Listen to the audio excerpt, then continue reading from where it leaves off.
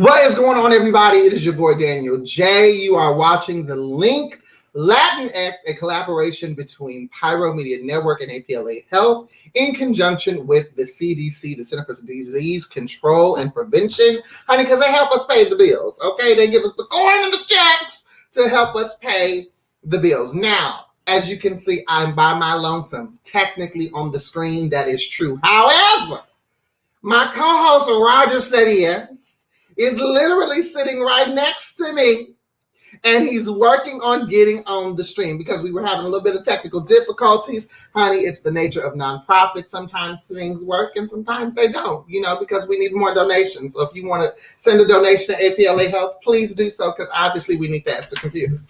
But today's show is about Hispanic hysteria.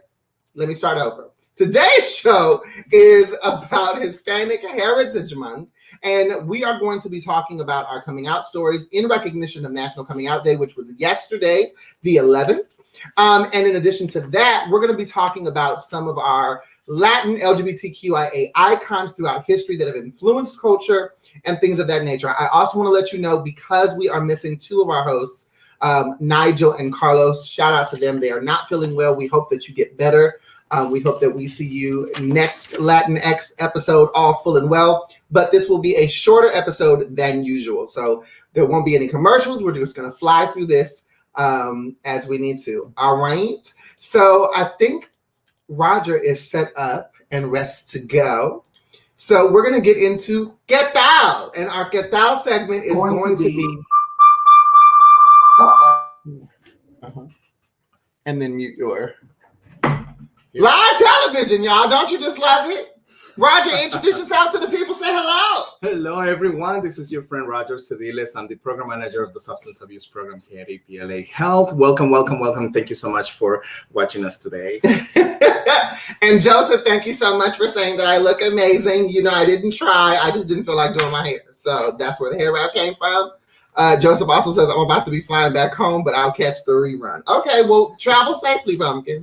So, Roger, yesterday was National Coming Out Day, and we saw a lot of people of the LGBTQIA plus experience posting about their coming out stories.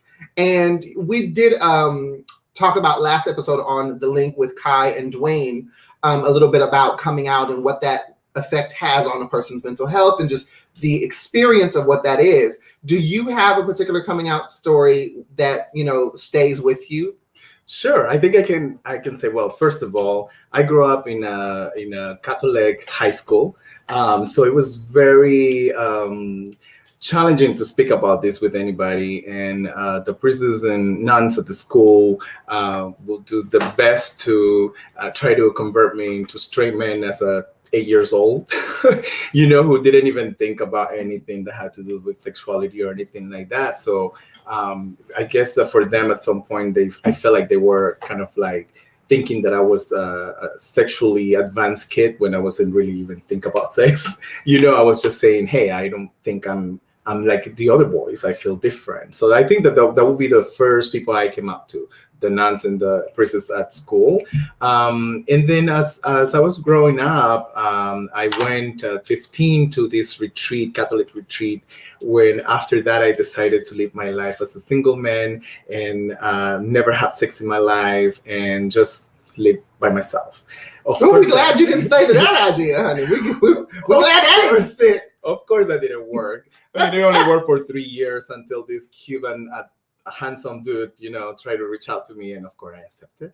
And so then after that, I started working in an organization as APLA, and my parents saw some of my material that had to do with men who have sex with men who use methamphetamine. And my dad was like, hey, we need to have a conversation. Wait a minute. You mean to tell me that APLA outed you unintentionally because you was posting things for your job? Well, you know what? I was at that point of my life, I had already made the decision that I did not need to come out to anybody. I didn't have to have a conversation to anybody. I didn't have to initiate a conversation. And so I was allowing people to ask me if they wanted to ask, and I will just be truthful to myself. But I have to say that I never expected it from my dad. I thought that was the last person in my family that I was going to have the conversation with, because he was such a machista and, no, gays is wrong and la, la, la. And so he came out and said, hey, I want to know if you like girls or if you are where you are. That's what he asked me. And I said, well, that I am where I am. I said, and then he's like, well, I want to tell you that I love you the same, that I'll be here for you. Is it my fault? And he started asking all these questions. But I mean, to make the story short, like I feel that would be the only official coming out, moment in my life. Because everybody else, even my mom was like, come on. She knew since I was a baby. I mean, and so and it's just like, that was the only person that, if anything, I felt I needed to come out to, and I did not have to initiate the conversation. And I was so lucky that he was so loving in this moment of my life. And that's my story.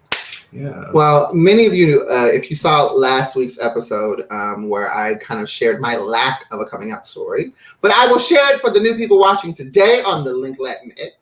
I don't have a coming out story. I was always a effeminate young child. Most people looked at me and just said, he's going to like penis.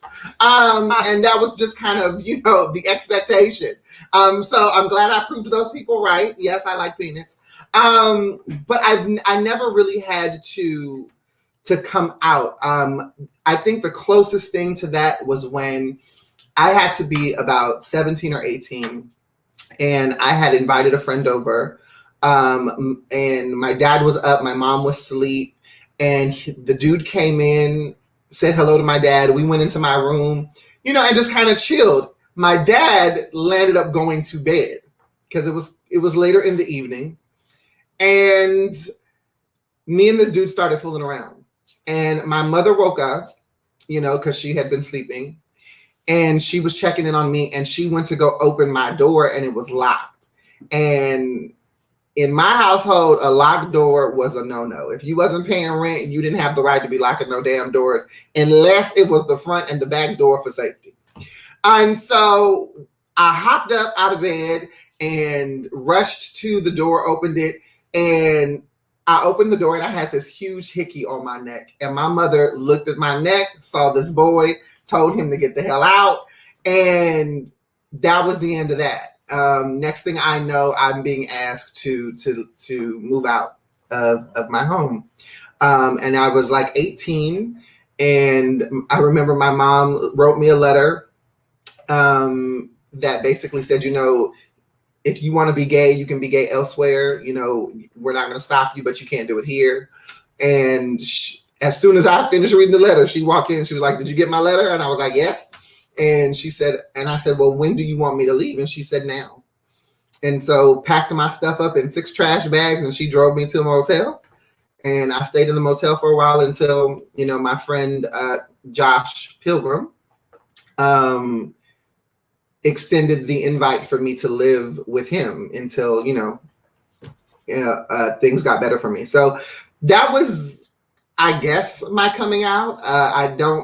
Outside of that, I've never had to tell anyone, oh, I like, men, or, I'm gay. I think for me, coming out was more so being comfortable enough in my skin, and being comfortable with who I am, and living my life to the fullest as the truest, authentic version of myself. Because I think when people saw me, even before, me wearing makeup and me having the nails and, the feminine presentation that people see now, I was always effeminate. My mannerisms were effeminate. So it was always assumed that I was. I never had to necessarily come out. So, and I also want to say that coming out is not anybody else's business. If you don't want to come out, that is completely and totally up to you. You have to live with that decision, and people who do come out have to live with those decisions. And we all live with the consequences and the results of the decisions that we make. You know what I'm saying? Like, for a lot of people who come out, unfortunately, they lose friends and family. Some people who, don't come out, they sacrifice being able to really live the way that they want to live because they have to live this double life. But, if you don't want to come out, you ain't got to. And at the end of the day, like Roger said, ain't nobody's fucking business. It's like it's nobody's business at the end of the day. But I do want to go into the next segment because, like I said, today is a short episode. We kind of gathered some names. I actually went and looked up some names about Latinx queer individuals that have really made a difference in the LGBTQIA plus space throughout history, like have changed culture, have influenced culture. And so, Roger, who's on your list to acknowledge for Hispanic Heritage Month? Well, I actually have two people. Come on, you got two people. Ricky Martin and Bad Bunny. You better live your vida loca. I have to say, I love Ricky Martin since I was, 10. Since he was in Menudo? He had long hair. He was in Menudo, making telenovelas in Español and everything. And it was so amazing. And I always knew he was gay. I don't know how. I just knew. But anyway, and if not, I was going to make him gay one day. But someone else got there before me. Anyways, but he has always been someone that I admire, and when he came out and was real about all the stories that he had made up in the past in order for him to cover his sexuality and this fake girlfriend that he had and all of these things, and how he said, that was my reality at the moment, and this is my reality now. I'm accepting myself. I'm moving forward, and I want to other people to accept themselves how they are and live their life how it is. And just to see him being himself and the support that he brings to equality and different movements, has been very inspiring for me. So Ricky Martin will be one of the people that I admire, that it's part of our LGBTQ community. But also Bad Bunny, who is an ally, at least for what we know so far. Bad Bunny. Bad Bunny is so handsome. He's adorable. Let me look at Bad Bunny. And so Bad Bunny has support movements against violence towards trans females in Puerto Rico. And he was invited to this show. I think it was what is it called? It's English show in English. I'm sorry.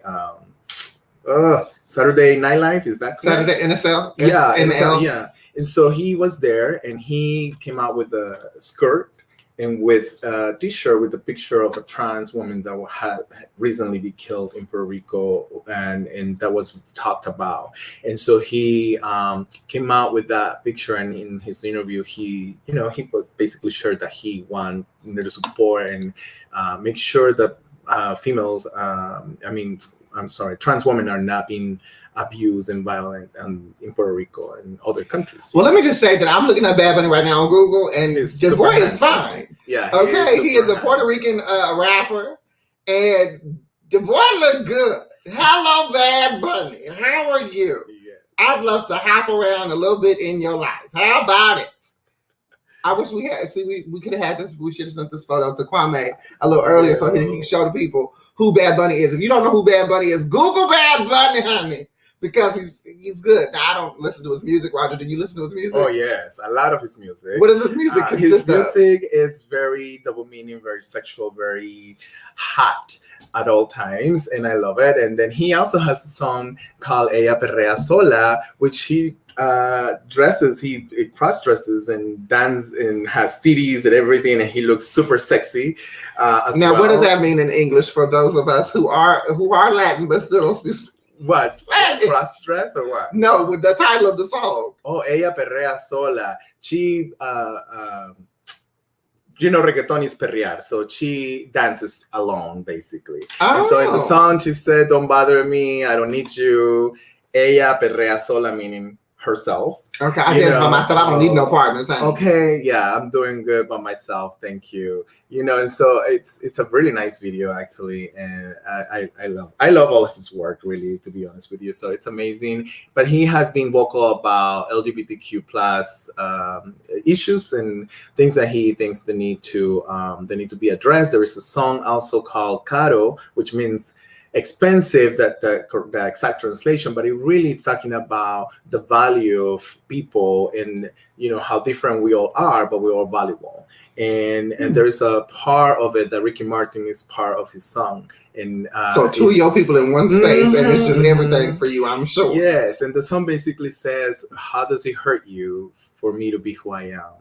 And it's very, very deep, that moment, because it's this slow part of this rap that is all movement and all, but it's this slow part of it in the middle of the song that is really, really special for me. It really touched my heart. When I saw it the first time, I honestly cried, to be honest. And so it was very touching. Yes. I think it's amazing because a lot of times when we have the conversations about LGBTQIA plus experiences and issues, there are a lot of people who say, well, I never see anybody talking about X, or I never see anybody talking about this. And the truth is, there are so many people out here doing the work that may not necessarily get the shine or the recognition or the notoriety that other people get or that other topics get. And so, I remember Ricky Martin, straight Ricky Martin, back from Living La Vida Loca. I was not a Menudo fan. I didn't even know what Menudo was outside of a Mexican soup. So I was like, wait, he was in what? But I do remember a period in my life when he came out, and the huge backlash that he got, and all of the loss in endorsements and sponsorships and things. And so to watch him literally rebuild his career, but also having to rebuild it in a specific space, because he's not as mainstream as he was when he came out, as an artist, not came out as gay. And that always breaks my heart. That yes, he's still Ricky Martin. Yes, he's still an amazing performer, dancer, singer, songwriter, but he's not as big. Like when Living La Vida Loca came out, he was everywhere. Like everybody knew who Ricky Martin was. And now it's kind of like, is Ricky Martin still doing, like, is he still singing? And people are like, of course, I just bought his latest album. Right. He got another album? When did that album come? It's kind of that sort of thing. So I think that it's amazing. One of the people that I want to bring light to is actually, they are no longer alive. They are somebody that I think everyone should know. If you are part of the queer community at large, specifically if you are part of the Black queer community, you may have heard of a person by the name of Marsha P. Johnson, who was a trans woman who was at the forefront of queer rights in New York City right around the time that Stonewall happened, who was murdered mysteriously, and no one knows what happened to her. But right alongside Marsha P. Johnson was another trans woman who was a Latina and who was very vocal and very fiery and very passionate, and that was Sylvia Rivera. And she was alive from 1951 to 2002. And there was this website on newnow.next.com where they listed like 11 Latin queer icons to celebrate. And this is what they had to say about Sylvia. If I were to highlight one LGBTQ icon, it would be the pioneering transgender and civil rights activist, Sylvia Rivera. Of Puerto Rican and Venezuelan descent, Rivera has become the mother of the movement for her historic leadership. From leading the 1969 Stonewall riots to subsequent protests, Rivera was a visionary who rose above her time through outspoken social justice work.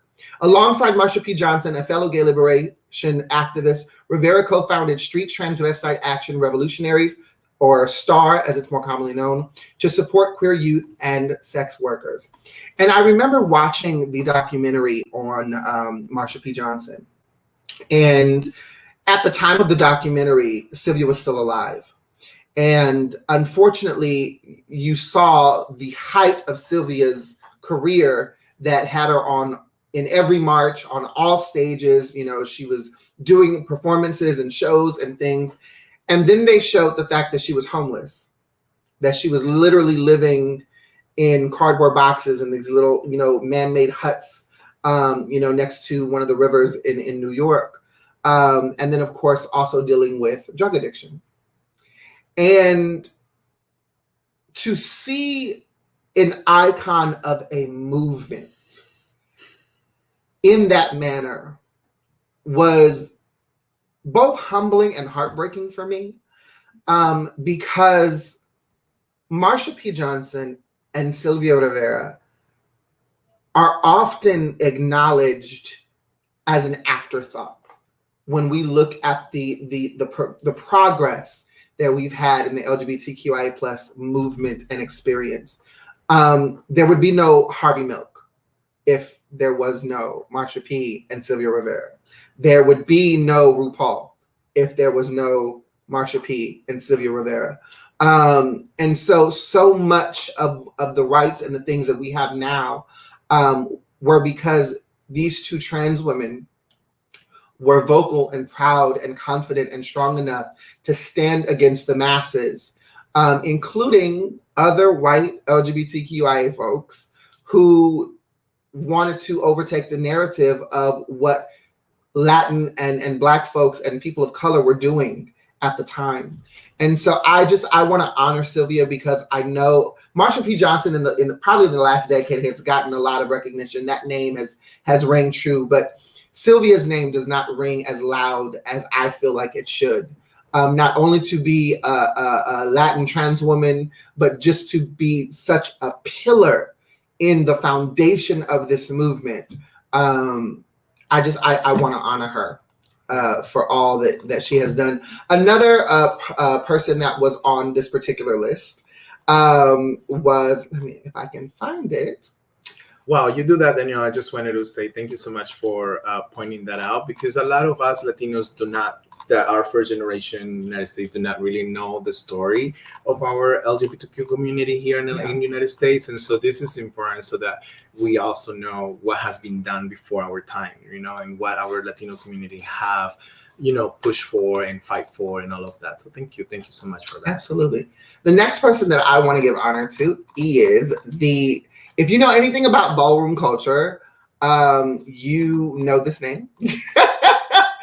This is not a name that you do not know, and that's Angie Extravaganza.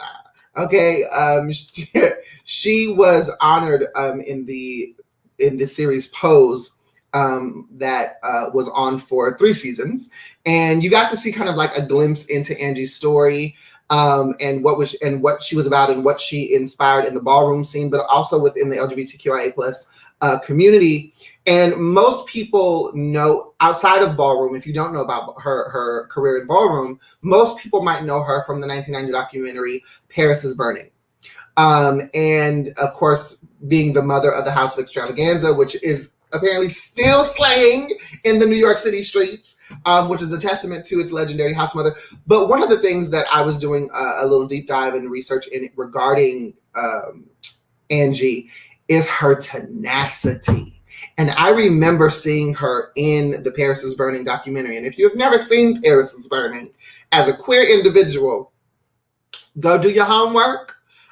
It should be still on Netflix. If it's not, I'm sure it's on some streaming platform. Go do your homework, honey. You need to watch Paris is Burning, okay? You need to get that in your system and in your crawl, okay? In your spirat over by your kidneys, because that documentary is just amazing and just riddled with people that we need to know and honor. But one of the things that Angie, that I loved about researching Angie was this woman's tenacity to be who she was in a time, especially back then, in a time where, we didn't have the freedom that we have today.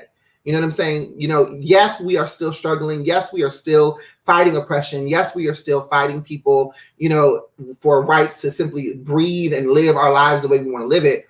But back in the 70s, 80s, early 90s, like, you walk outside your house as a trans person, as a gay person, as whatever, it was basically like you risking your life. Right. You were killed. You were killed.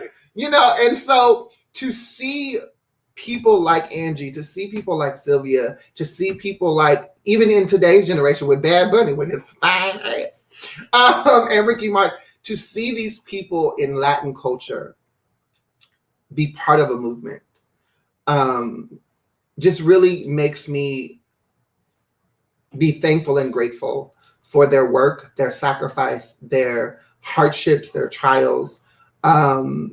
Because, as someone who is Black and Mexican, I could not be on a live streaming show for an organization looking the way that I do, presenting the way that I do, without the steps that they've helped to build in this movement. One with that said, we are coming to the end of today's Latinx episode because, again, it was a short episode, honey. If you want a longer episode, you got to come watch us next month on the second Tuesday. That's when we're back. Or you can come back next week with the normal link with Kai, Dwayne, and myself. Because we definitely will have an hour show next week, kind of because we got things to talk about. But before I get into that, Roger, I want to ask you, what are some things that you are grateful for as we close out Hispanic Heritage Month? I believe it this week is pretty much the end of the celebration. But what is it that you are taking with you? So I think that first, I'm thankful for being able to work in the field that I do, work with my community, feel that I am useful, and not feel that I am just another problem for the community, because that's how people used to make us feel in the past, right? And now we're part of the solution, we're part of what helps others. And so that it's one of the things I'm thankful for. But I also, if I may, wanted to say for those people that are not still in the closet or just considering coming out and all of that, I just wanted to say, take your time, come out whenever you want to. Don't come out if you don't want to. Find people that support you, that you feel safe with, that support network. You have to have it before you do that step, and because if you need to make a plan, and be safe out there. And that's just wanted to say that too. Yeah. Isn't he so cute? I love him. Look at that smile, just adorable. I take with me the sweat, blood, and tears that these people put in for me to be able to live the life that I live today. And whether or not I speak Spanish, whether or not I grew up in a traditional Mexican household, I have never and will never be ashamed of being Latin, of being a Mexicano, because there's power in my culture. There's passion in my culture. There is advocacy in my culture, and people like the people that we've named today and so many more are just examples of the power and the influence that we have on the world around us. So for those watching, just know that you will always have a place to be who you are with the Link and with APLA Health. If you are in need of services, you can always reach out to us. You can go to aplahealth.org, or you can go to the -link.la to see all the services that we provide, from PartyWise to Healthy Him to Trans Connections. We provide an array of services and support systems for you, specifically if you are living in Los Angeles County. Make sure that you tune in next week, because next week we have a very special guest. We have the TikTok extraordinaire, social media maverick of advocacy, Mr. Conscious Lee, is going to be on the Link next week, and I am so excited to be speaking with him. He is someone that advocates very heavily for the LGBTQIA plus experience as a Black heterosexual cisgender man. So he's always about research and not me search. And honey, I cannot wait to get into the research that he has for our conversation next week. So make sure that you are here live, same time, Tuesday, 4:30 p.m. Pacific Standard Time, right here on the Link. My name is Daniel. My name is Roger. Bye, everyone. And we will see you next time. Later.